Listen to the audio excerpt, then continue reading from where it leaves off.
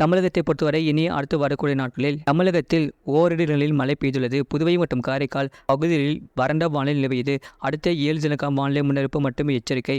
மேற்கு திசை காற்றின் வேக மாறுபாடு காரணமாக அடுத்து வரக்கூடிய நாட்களில் தமிழகத்தில் ஓரிரு இடங்களிலும் புதுவை மற்றும் காரைக்கால் பகுதியிலும் லேசான மழை முதல் மிதமான மழை பெய்யக்கூடும். சென்னை மற்றும் புறநகர் பகுதிகளுக்கான வானிலை முன்னறிவிப்பு. அடுத்த 24 மணி நேரத்தில் வானம் ஓரளவு மேகமூட்டத்துடன் காணப்படும்.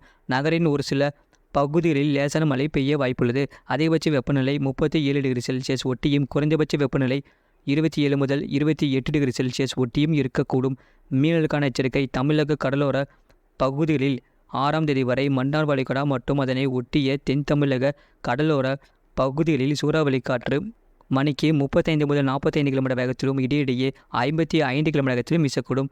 வங்கக்கடல் பகுதிகளில் 5ஆம் தேதி வரை மத்திய மேற்கு வங்கக்கடல் பகுதிகளில் சூறாவளி காற்று மணிக்கு 45 முதல் 55 கிலோமீட்டர் வேகத்திலும் இடையிடையே 65 கிலோமீட்டர் வேகத்திலும் வீசக்கூடும்.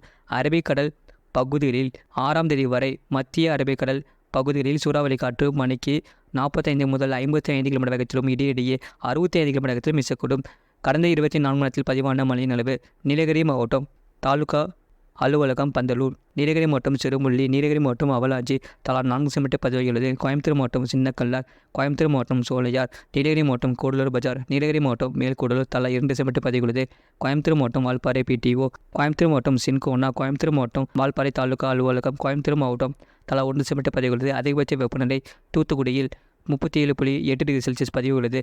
குறைந்தபட்ச வெப்பநிலை நாமக்கலில் 19 டிகிரி செல்சியஸ் பதிவாகியுள்ளது. இதுபோன்ற செய்திகளை உடனுக்குடன் அறிந்து கொள்ள மறக்காமல் சேனலை சப்ஸ்கிரைப் செய்யுங்கள், மற்றவர்களுக்கு தெரியப்படுத்த ஷேர் செய்யுங்கள்.